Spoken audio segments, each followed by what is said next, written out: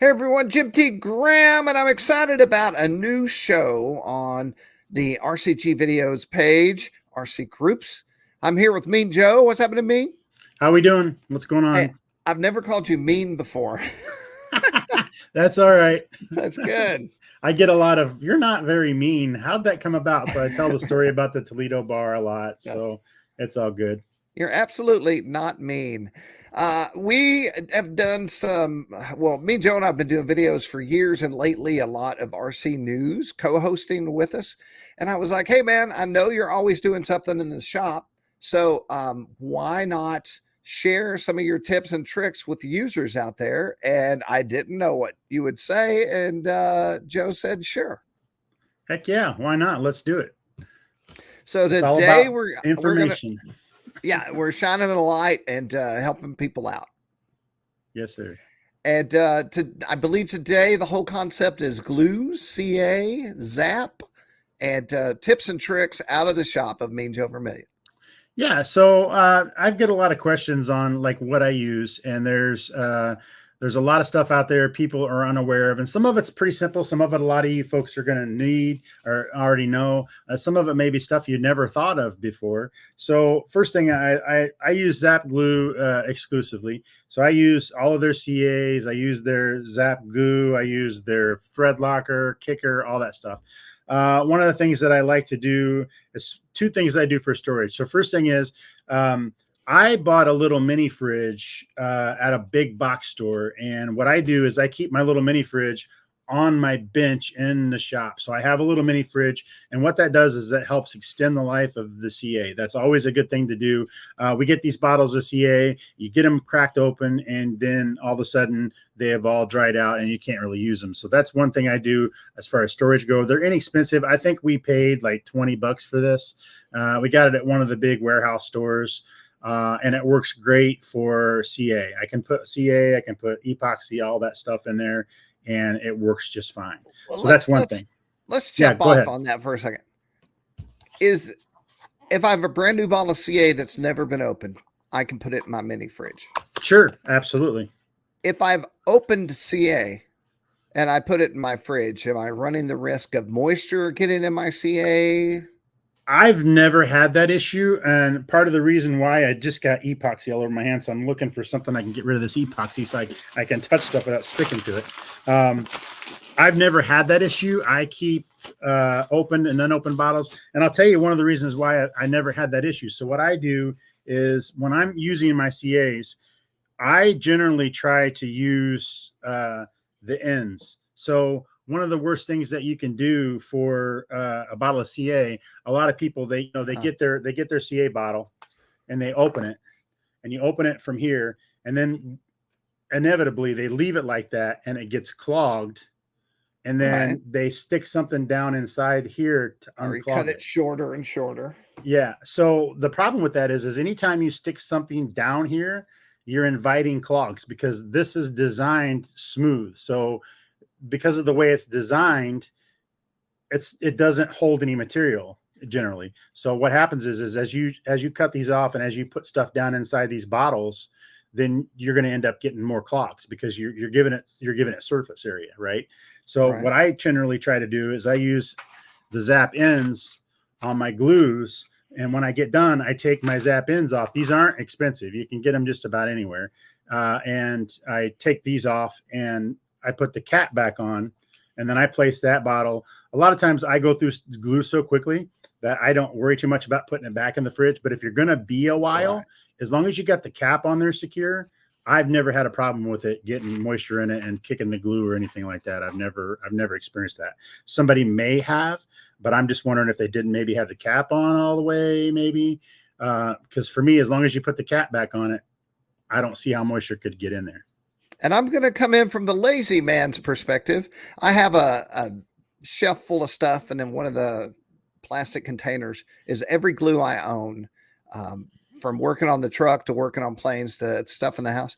I have a big bottle of CA, and I can't tell you how many bottles of CA I've purchased only to come to find that they're rock solid, right? And I have to order CA, and I can't do my fix. I have a bottle of CA with the top snipped off. This is not what you want to hear, Mean Joe. and it just sits in the little plastic container in the basement, and it's never covered. This is terrible advice. I'm like, this is anti-advice I'm giving you. But my point is, whenever I go to use it, it always works. It's never clogged, and the CA hasn't frozen. And this bottle of CA is like 3 years old at this point. Yeah, and that's probably due to the fact that your basement's probably a little cooler. So initially, you're keeping it in the fridge. Okay, initially, you're keeping it in the fridge. So yeah, my basement's kind of cold, but I've noticed over the years I'll get those. And the other thing you said that I want to point out is you said you snip it off, which is snipping it off doesn't usually cause many issues. It's when you stick a lot of guys like to stick a pin or something down inside there to help close it. And then as you do that, you scrape up the inside of that nozzle, and that gives the glue something to hold to. So when you're done, the other thing that I try to do when I'm working with my CAs, when I'm done, when I lay them on the counter, I kind of tap them, and that gets the glue out of the nozzle tip. Because if you leave that glue sitting in the nozzle tip, it's going to eventually harden up on you. That's just the nature of the beast, right? So if you watch to the end, I'm going to tell everyone what to do when you get a drop of CA in your eyeball. On that note, CA on clothes. I can't tell you how many shirts and pants, and if you get it on clothes, it's going to make a hole eventually. It's over. Yes. Yeah, it's done. It's nothing you can do about it. I've had people ask me what to do. There's nothing to do. It's just going to put a hole in it. So yeah. One of the other things to do, Jim, on your big bottles, are you using screw off tops so you can take the top off of the glue? I do have multiple iterations of CA. I have different, kinds. So on most of them, yes, they have screw on tops. On my main bottle of general use, there's no top at all. So that's one of the things I'd like to see, Zap, if you're listening. I'd like to see them come out with bottles of glue that actually have screw-on tops. The reason I say that is because what I do when I have a bottle of screw-off top glue, I open up the glue, I get out what I need with these pipettes that you can get these on Amazon. You can get them hobby stores. They have them all over the place. They're very inexpensive. They usually come in a pack of a dozen or so, okay. And they don't cost any money. And I suck the glue up that I'm going to use. And then when I'm done, I can throw this away. It doesn't hurt anything. What I do is I'll set it, and the glue that's in it will be good for usually about 2 or 3 weeks. And then it starts getting weird. But when it starts to get hard, I just toss it and use a new one. It looks like a lot more control too, which is important when CA is going to go everywhere you don't want it to go. Yep. So Zap carries the ZNs. So they have, if you've never seen these, they've got the tips. Plus they've got, if you look in there, they've got the smaller micro tips right there, which are essentially the same thing. So you can use those as well. And again, what I do when I'm using these is I take these off. So after I'm done using the bottle, I'll put these on my Zap glue. And then when I'm done doing whatever I'm doing, a couple of days, before I'm going to not use it for a minute, I will take these all off. So that way the glue doesn't stick and glow in them. And another good thing about these is you can actually take these, and I've got a Vaseline jar, or not a Vaseline jar. I've got a mason jar sitting over there that has acetone in it, like fingernail polish remover. And you can drop these down inside the fingernail polish remover, and it'll break down the CA. And that's a real easy way to clean them out. So you don't have to go through tons of these. It'll work for a while. And then after a while, it starts getting to where it doesn't want to clean out good. But acetone in a little mason jar, that'll clean these tips up. And so they sit in the bottom, and do you just pull them out with? Yeah, I just drop them down in there, and then when I get ready to pull them out, I pull them out and clean them off, and they're good. It breaks down the CA. Got it. A lot of people don't understand that's actually what debonder is. Debonder really is just acetone. Oh, I did not know that. Yeah, that's really all it is. And because of that, it breaks that CA down, and you can use it for like putting your tips in. I never had much luck doing with these. The pipettes are so cheap, I just toss them out. But for like the glue ends that we get, we've all got a billion of these little things. You can drop those down in the acetone, and it'll clean them out. Awesome. Yeah. See, so one of the other storage tips I have for you is anytime you have your CA glue, and it doesn't matter if it's thick, thin, medium, doesn't matter what it is, and you get your kicker. What you don't want to do is you don't want to store these side by side, because what's going to happen, believe it or not, is Really? this kicker is going to kick this glue off. Just the fumes out of the kicker bottle will set this CA off. Now I had no idea.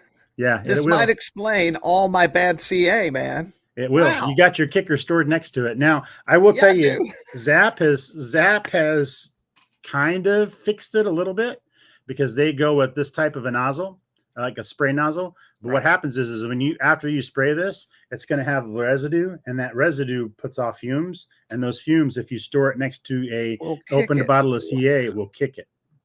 So you Crazy. want to be careful. I usually, and I'm a little anal about it because I use a lot of glue and I don't want to waste a lot of money buying glue over and over and over again. So the way I do it is about 6 feet. The way I have my bench set up when I'm working is I have my workbench that has my glue on it. And then I have my kicker set in arm's length at least. And for me, that's about 6 foot. That way it doesn't kick it off that far. I've never had it kick it off yet at that speed. And also about kicker, I have a useless tip. Whenever I use kicker and come upstairs, my wife says, "Oh, what is that?" She loves the smell of kicker, man. Nice. Maybe you should This, start putting it on as a cologne. right. This is the same woman though. When I met her on our first date, she said, "Oh, you have beer breath. I love beer breath," and I was like, "We're going to get along We're going to great." get along fantastically. That's going to be sweet. So let's see. One of the other things I'd like to talk about is epoxy. So I like to use the epoxy. They have 30, they have 15, they have 5 minute. I will tell you right now, they are out of the 15.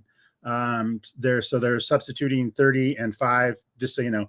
And by the way, you can't mix 3 5s together and make 15. It doesn't work. I was wondering about that. So one of the questions I get a lot is as you guys know, you've got your hardener, right? And you've got your resin. Actually, this has got a little goo on it. That's how I got. So you've got your resin. So what happens sometimes is your resin will harden. So it's kind of uncontrollable for the manufacturers. Every once in a while, I think it's caused by air in the bottle. If I'm not mistaken, I don't know the scientific reason behind it, but the resin you'll get it and it'll be hardening. So do yourself a favor. Instead of jumping right to, hey, let's send this back and get a refund. If you take that resin, and there's 2 ways of doing this, and neither one of them are really wife approved. So I want to make sure you understand that first and foremost. Get a pot and you can heat up some water. I usually try to get it up to almost boiling, right? Or at boiling, but then I let it cool and I bring it down in the shop and I got a little hot plate I set it on. And I've got my own pot. Don't use your wife's pot. Don't do that. Get a pot. If you do, don't put it back up there. Don't tell them me and Joe told you to do it. Don't do trick. that, right? Don't do that. Dollar store, go buy a pot. And I heat it to boiling or almost boiling. And then if you take that resin and put that bottle down inside that resin or down inside that hot water, it will loosen that resin back up to its original state. Wow. Okay. The other thing you can do, and what I did, this is how I did it, was I went and bought a little cheap nothing microwave in a garage sale for like $5. And I have it in my shop. And what you can do is you can open the lid and microwave it in small amounts. Like I usually start with 10, 15, 20 seconds because you don't want to melt the bottle. You want to go easy with it. But if you do that and you do that a couple of times, it will also bring it back to its state, its flowable state. I'd like to take a moment here and state that we are not chemists and are any sort of gluologist. Yeah. So do this at your own risk. These do it are at your own risk. Tips for modelers. Yes. So, and what I do is I actually, it's the same thing with a lot of the stuff that I do. I have that little microwave set up outside in the garage. So it's got great ventilation. I'm not doing it in the house. And for God's sakes, don't take it upstairs and put it in the microwave you cook your baked potatoes in. Don't do that. Yes. But it works.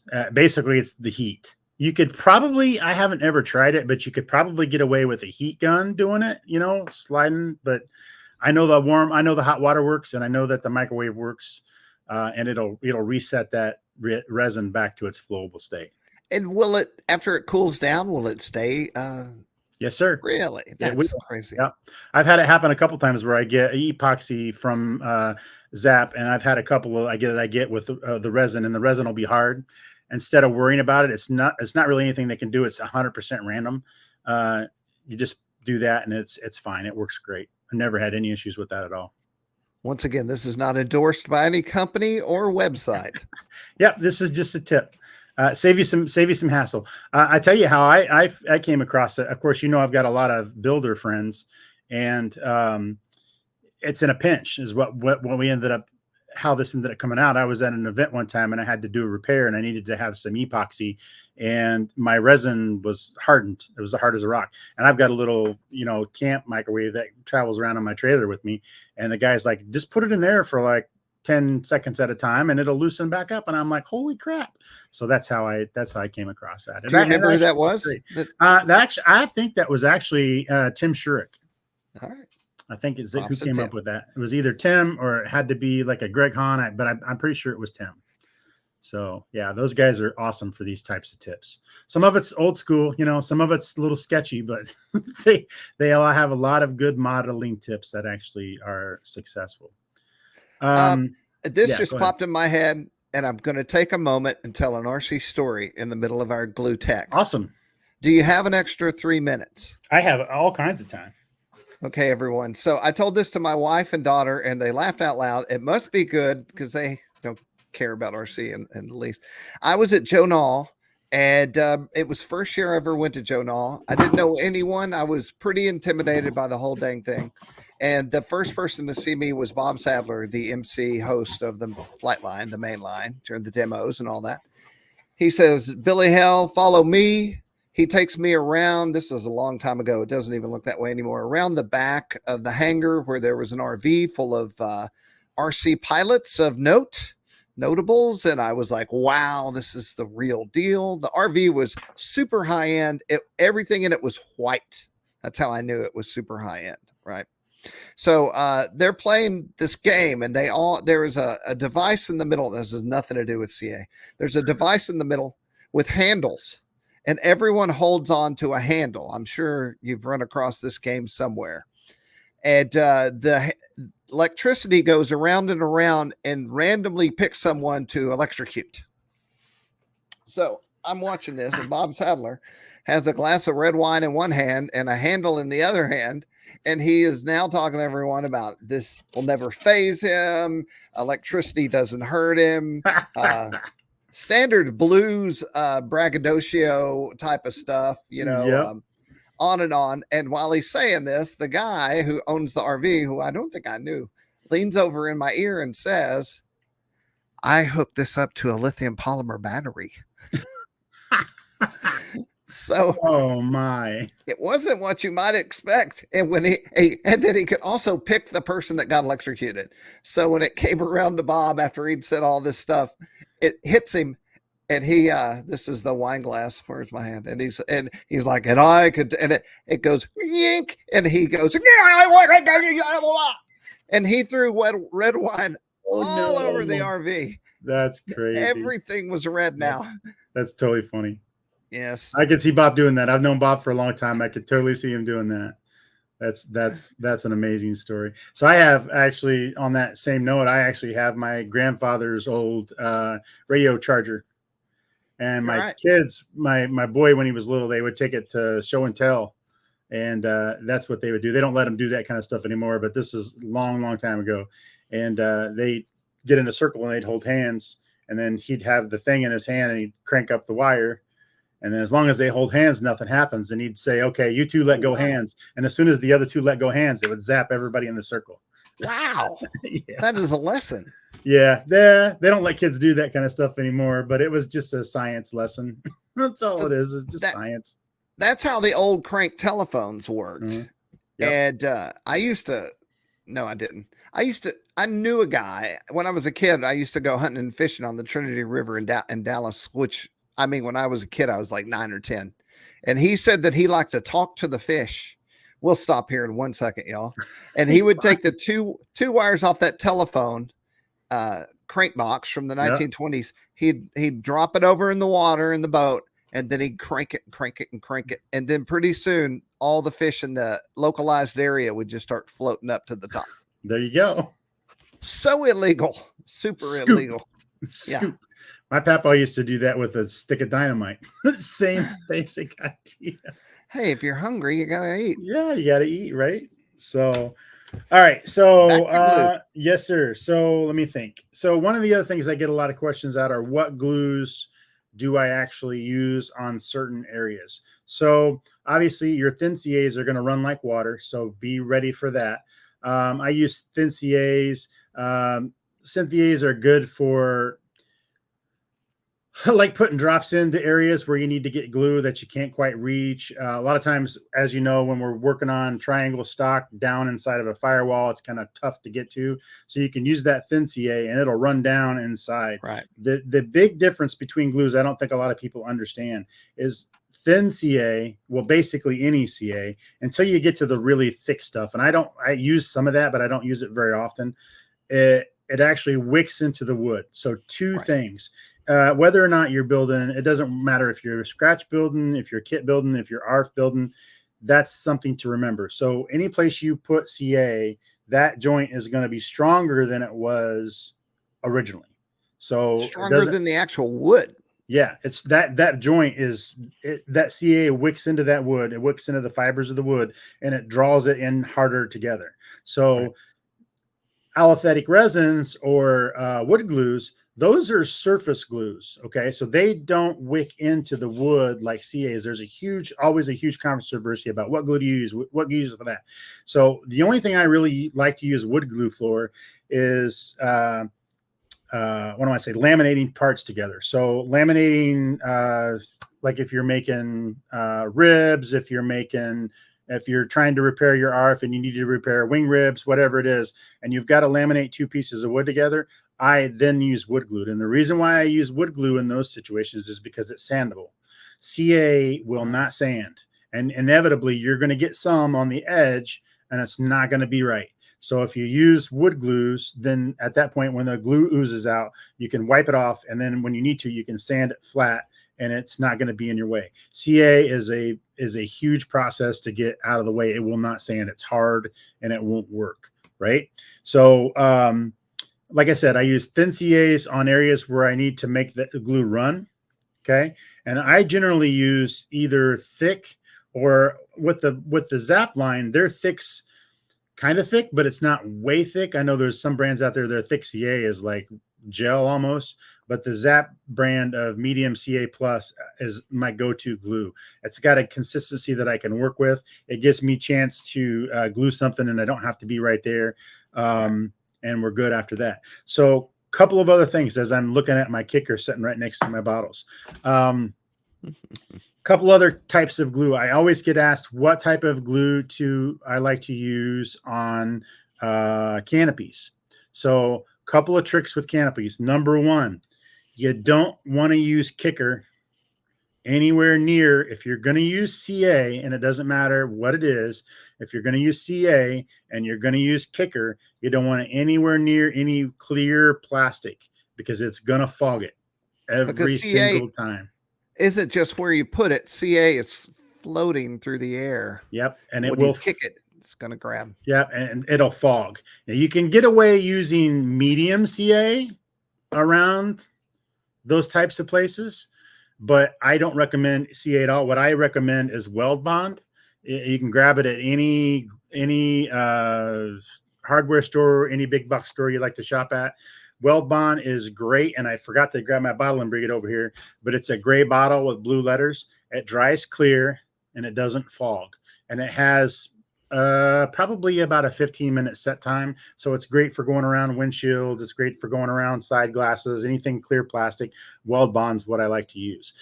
You won't even be able to see it when it dries. The other problem with CA, I don't know if you guys have noticed this or not, but CA actually yellows a little bit. So if you decide to go with the thick or the medium CA around windows, eventually it's going to start turning a little bit yellow because CA has a tendency to yellow as it ages. Okay. And also it also actually, because I fly a lot of gas airplanes, it actually will pull the gas fumes out of the air. Wow. A lot of people don't know this. CA is what they use when they're trying to pull fingerprints at a crime scene. You didn't know that. That's what they use. It's the vapor off of the CA that actually sticks to the fingerprint. So like you'll see them in the movies, they'll take like this mouse and they'll spray it and they'll put it in that box and they'll set it and leave it set there. And you'll see the fog forming. What they're doing is they're putting CA on there, and then the CA sticks to the fingerprint. That's how that works. Yeah. That's really it for storage and different types of glue. Again, I build mostly, anytime I'm building or assembling anything, I use mostly medium CA. It doesn't run all over the place. I do have a few times I'll use thin, but not nearly as much as I use the medium or the thick. And then again, wood glue for laminating, and that works great. I think I made an ad that's on RCGroups, and it's medium CA Zap, and it says the 4-wheel drive of CA. Yeah, I literally use Zap, medium CA plus, C plus all the time. That's my go-to glue for just about everything. It sets up quickly enough. If I'm in a hurry for something, I can throw some kicker on it and it kicks off and it'll flash really quickly. And then at that point, whatever I'm working on is done. I get a lot of questions about hinges. So for hinges, what I do, and I actually have a video, if you check out legendhobby.com, there's a couple of videos on there. What I do for hinges is I use epoxy anytime I'm putting any hinges in. I don't care for the CA hinges. I know a lot of guys use those CA hinges, which are great, but I'm not going anything above a 40 size airplane with CA hinges. A lot of guys, I've seen them putting them in 60 cc. I wouldn't recommend CA hinges for those applications. I like to use the Dubro hinges, the quarter scale. I think they got the quarter scale and the small is what they call them.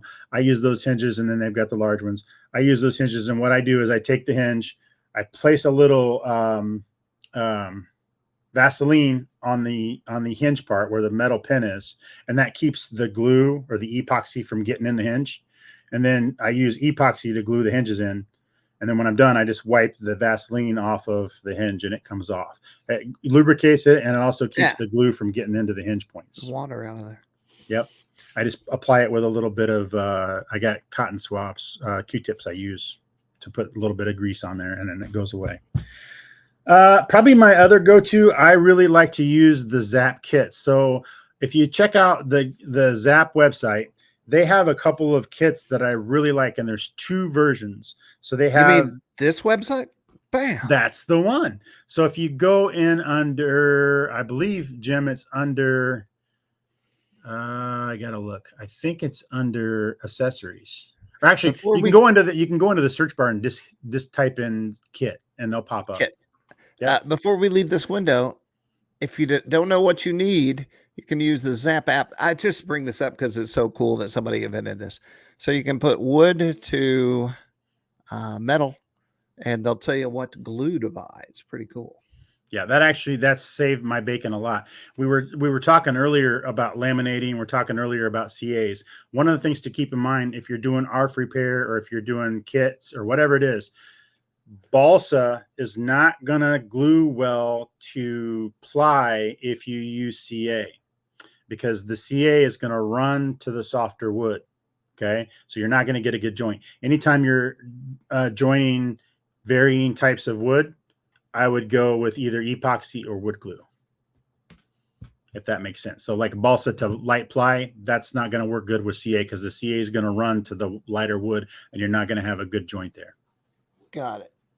So if you go into the search bar and type in kit, it will bring up the different kits, and I'll show you the 2 that I like the most that I order all the time are the ARF. Yeah, go ahead.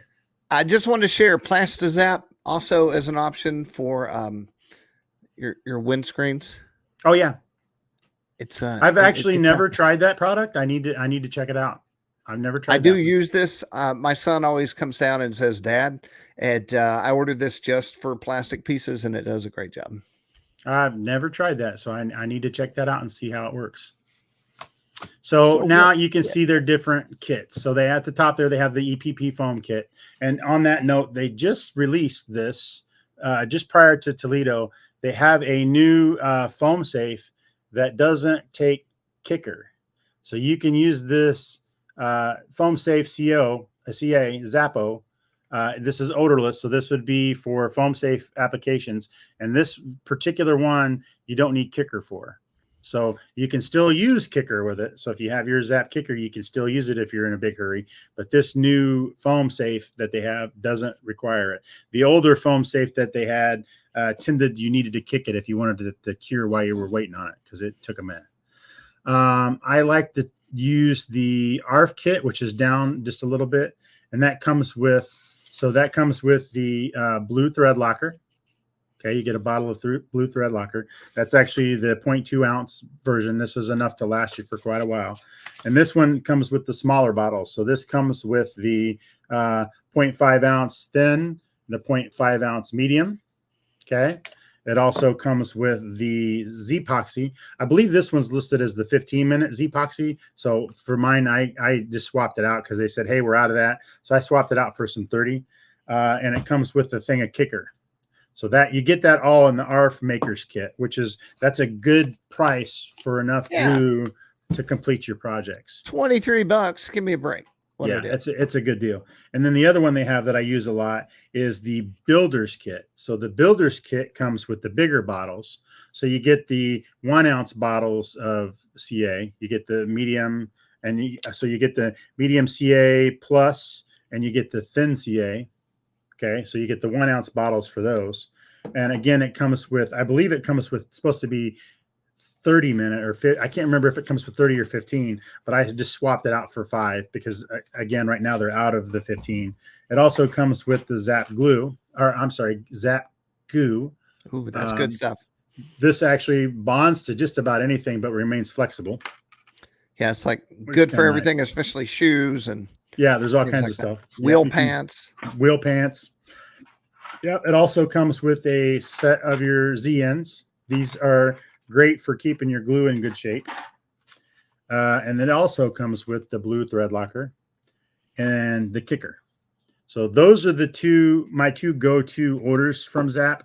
I use a lot of glue in the shop here because I'm always got projects going, and that keeps me going. So like when I normally order, I just order both kits. I order the ARF and the Builder because I take my Builder ones that have the bigger bottles and just put them in my little mini fridge. And then when I run out, I've got those to open. That's how I just kind of rotate it through. And it's never occurred to me to buy a kit. And I think the price is amazing.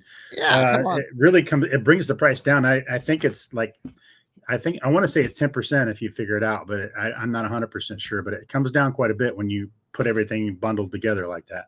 Something's just occurred to me. If you're still watching at this point, A, big thanks. You obviously care about your glues and how to use them. And B, Zap had no idea we were going to do this video. Robart purchased Zap. Robart now distributes all Zap everywhere. And I have a whole interview with Mike about this. And so I wasn't going to tell them that we were doing this video until we were done so I could go, hey, look at this video. But Mike called me literally about 10 minutes before it was time to go on the air.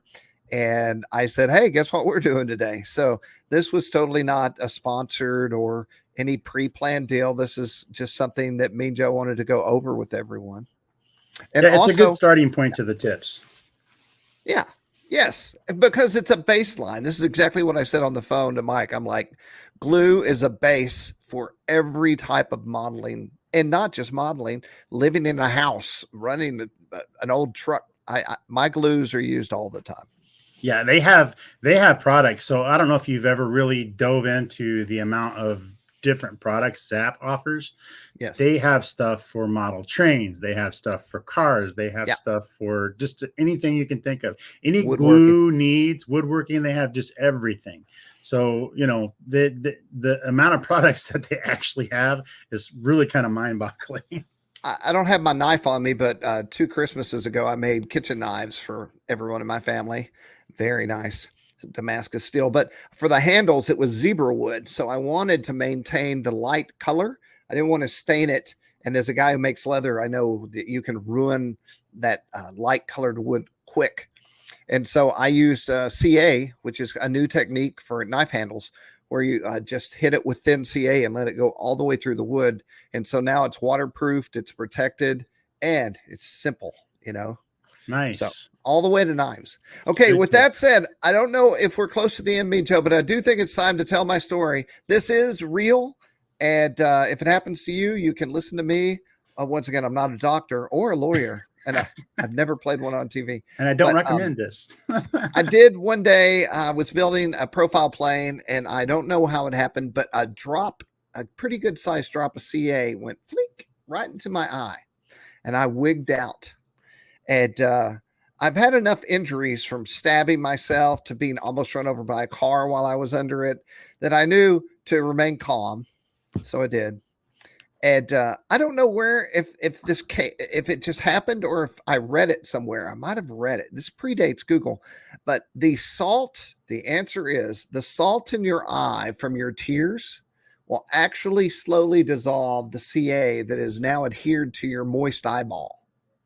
So while it will drive you crazy, the last thing you want to do is try to get it off of there. You don't want to scratch it or rub it or anything. You don't want to damage imagine that your eye is a boiled egg and there's a piece of CA on there. You don't want to mess around with it. And so after a few hours, it was gone. Nice. Now, do you want to go to the eye doctor? Maybe just go to the eye doctor, but I'm telling you, that's how it worked for me. That's insane. I did not know that. Cool. I try not to get it in my eyes most of the time, I'm just saying. But do you have any more tips? Because I might Google this while we're talking. I believe that's it. That's all I was prepared for. Like I say, I get a lot of questions about what glues do you use and when and how often. And, a lot of a lot of people don't talk about storage. And storage is important because you don't want to spend, like we talked about earlier, $23 or whatever it is for a kit that has all these glues in it and store it in a way that's going to not last on you for very long. So that was really, for me, that was about all I had. Okay. So this is just a random search. Once again, it says use a clean pitcher or teapot to pour a stream of water over the eye, starting from the inner corner.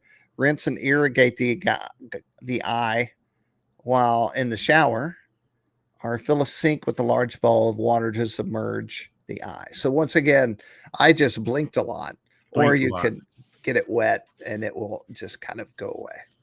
That's interesting. I did not know that.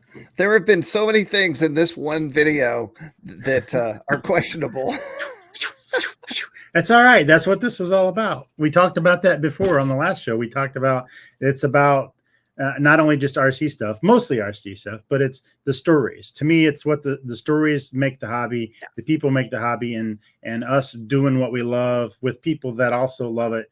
It's a community, man. It's not just a hobby, but it's a community. So. And I think people say like-minded hobbyists, and really, you certainly must have a certain mindset to really become. Not anyone, but you can go out and buy an ARF and fly RC. But if you're actually building or repairing, because that could come into play too, you have to have this methodical mindset of this, and I want to learn how to do all these different things. And I think that's the one thing that we all share as RCers is this mindset of learning and problem solving, Yeah. And that's, you kind of touched on a few of the ideas I have for future videos. I see a lot of people that will damage their RF airplanes and they'll either get rid of it, or I've seen airplanes tossed in the garbage can. That's a good one. Those kind of things are things that most of us can fix. So don't be discouraged if you ding your wing up. If you break it, it can be fixed. It got put together in the first place. So there's a way to repair it. So just remember, as you guys do this hobby and you get more and deep involved in it, you can repair just about anything. It's really got to be bad for it not to be able to be repaired. So just remember that moving forward. And now you know all the glues that you can use to do it. And after your first repair, I don't want to hurt my airplane anxiety. I don't want to scratch the one, after you've knocked something off and glued it back on, now you have an airplane you can actually fly and enjoy and do whatever you want with. So. Sure. That's part of what, to me, we've lost a little bit of that over the years. We're into this Amazon age where we expect everything to be right now. And I know several people, like hundreds of people, that have had ARFs or even kits or whatever they have. They'll damage it and then, oh, that's it. I'm not going to ever fix that. A lot of the stuff that we're talking about on these videos and whatnot only takes 20 minutes to an hour to fix. And then you've got your whole airplane. And honestly, we talked about this earlier for a second. Your repair is probably going to be stronger than it was originally. So with that said, should we do that with our next show? I actually have a Horizon plane in the back. I ripped the main gear out of. I also have an Aero Scout, and I've got fixes on both of those. I could bring them in here and say, hey, here's how I fix this. Absolutely. I think that's a great idea, because a lot of that happens. We get a lot of damaged gear blocks. That happens a lot. We get a lot of damaged hanger rash stuff. And there's ways to fix just about anything. Like I said, it's really got to be smashed up bad to not be fixable. I know that we've gone really long, so it won't hurt that I say one more thing. I had a Booker 72-inch Booker that was stick built, and it was my favorite airplane. And I crashed it into, it's a long story how this happened, but I crashed it into a huge pile of pallets. Sounded like I'd hit blown up a bomb in a building. It's like boosh. Yeah. And the guy I was just learning to fly. The guy I was flying with said, take it home and fix it. And wouldn't tell me how. I mean, he kind of gave me some tips. And I was so upset about this awesome airplane being unflyable. And after I did use balsa and covering and fixed it and got the engine put back on, Sato Golden Knight, at that point, that's when I felt like I was a real modeler. I was like, I can fix things when I crash things. That was a big deal. Yeah, that's awesome. Those are the stories we need to hear more of. Yes. And with that, I want to thank Mean Joe Vermillion for hanging out with us and sharing his knowledge. It only took him a lifetime of modeling to learn all these things, and now you've had it in a brief 41 minutes and 44 seconds. So thanks, man. Absolutely. Anytime at all. All right. I'm Jim T. Graham with RCGroups. Joe, is there anything you need to promote? Any YouTube channels or anything? Just make sure you go by and check out legendhobby.com. We've got a lot of really cool stuff coming. Our socials are everywhere. We've got TikTok, we've got Instagram, we've got YouTube and Facebook. Check us out. Make sure you hit that like and follow, subscribe button. There's lots of stuff coming. We're going to be doing some more of the Maxi Lift builds coming up. The next episode of that's almost ready to air. And then after that, we're going to move on into the Stuka. So the Stuka will be next. And then after that, we're looking at the Corsair. We got the FW109 coming. There's P47 that we're going to do some repair stuff on. So there's lots of stuff coming. Don't miss out. Plus, we're also going to be doing some, event coverage. And we've got some interviews coming. I've actually set up, we were talking on yesterday's show with the Toledo thing. I've got an interview coming with ScaleRCEngines.com we're going to do. He's doing some really cool stuff over there for all kinds of stuff. He's got lots of plug and play, 3D printed cockpits and all this stuff he's done for multiple different types of airplanes. And his stuff's really cool. Sean's doing a great job over there. So look for that coming up soon, and stay tuned. We got lots of stuff coming. I'm going to try to remember everything. Down below will be links to Legend, also to Robart, so you can find all your Zap glue needs.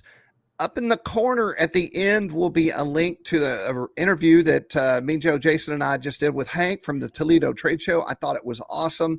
At the end of a video, you know if it's great, and I thought this was a great one, so you can click that and watch it.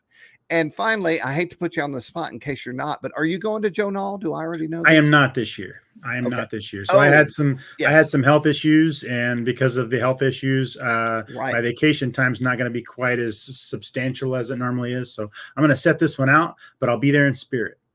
Got it. All right. Awesome. You don't feel like you can walk up and down hills and 100. Oh no, I can handle the walking for sure. It's just after 4 months off of work, you don't get as many vacation days earned. Got it. Understood. Well, I'll shoot videos for you. Awesome. Think of you while I'm out there. Everyone, Jim T. Graham with RCGroups. Me, Joe, thanks again so much. And thanks to everyone out there who watches the videos. Hit like, subscribe, and share this thing, and just keep building up the views so we can shine a light on the hobby. Yes, sir. Bye. See ya.